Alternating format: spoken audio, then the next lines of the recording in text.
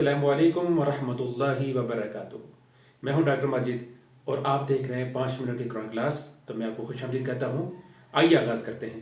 اعوذ باللہ من الشیطان الرجیم، بسم اللہ الرحمن الرحیم، واقیموا الصلاۃ وآتوا الزکاۃ وارکعوا مع الراکعین، صدق اللہ العظیم۔ لفظی ترجمہ پڑھے دیکھتے ہیں۔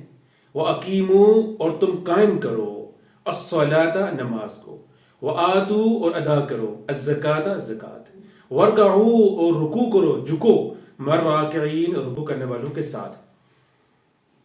مفہومی ترجمہ، اور نماز قائم کرو اور زکات ادا کرو اور رکوع کرنے والوں کے ساتھ تم بھی رکوع کیا کرو۔ تو معزز ناظرین، قرآن مجید میں اکثر مقامات پر نماز اور زکات کا حکم ساتھ ساتھ آیا ہے۔ اس کی بے شمار وجوہات ہیں، ان میں سے آج ہم 3 کے اوپر بحث کریں گے۔ پہلے نمبر پہ یہ کہ اللہ رب العزت نے نماز اور زکات کا حکم ایک ساتھ اس لیے رکھا ہے کہ جو نماز ہے وہ بدنی عبادت کا سب سے بڑا درجہ ہے، اور جو زکات ہے وہ مالی عبادت کا سب سے بڑا درجہ ہے۔ تو اس لحاظ سے اللہ رب العزت نے بدنی عبادات اور مالی عبادات کو ایک جگہ پہ جمع کر دیا ہے۔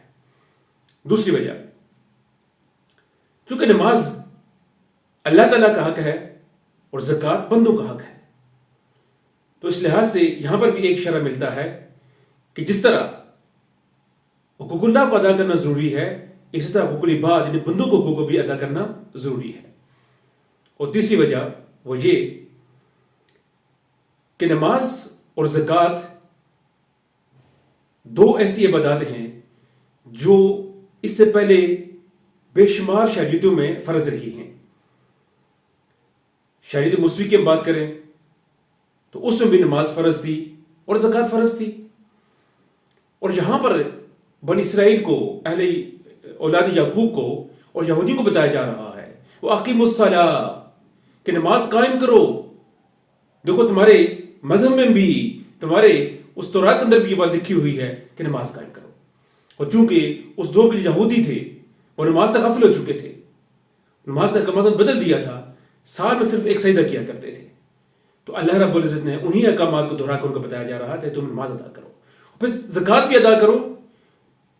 کسی حد تک وہ زکات تو دیتے تھے، لیکن اس زکات کی جو مد میں خرچ ہوتا تھا تو وہ صرف احبار رہبان جو ان کے مذہبی اسکالر تھے انہی کے پاس جاتا تھا، باقی عوام کے لیے اس میں کوئی بھی فائدہ نہیں ہوتا تھا۔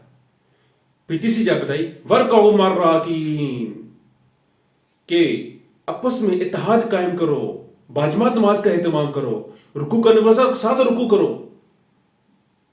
تو کوئی اس لحاظ سے بھی ان سارے لوگوں کو بتایا جا رہا ہے اگر تم اتحاد و اتفاق سے رہو گے تو اللہ تعالیٰ کی رحمتیں نازل ہوں گی، اور اسی طرح جب نماز کا زکات کا نظام قائم ہوتا ہے تو اللہ تعالیٰ اپنے رحمت کے خزانے کھول دیتا ہے۔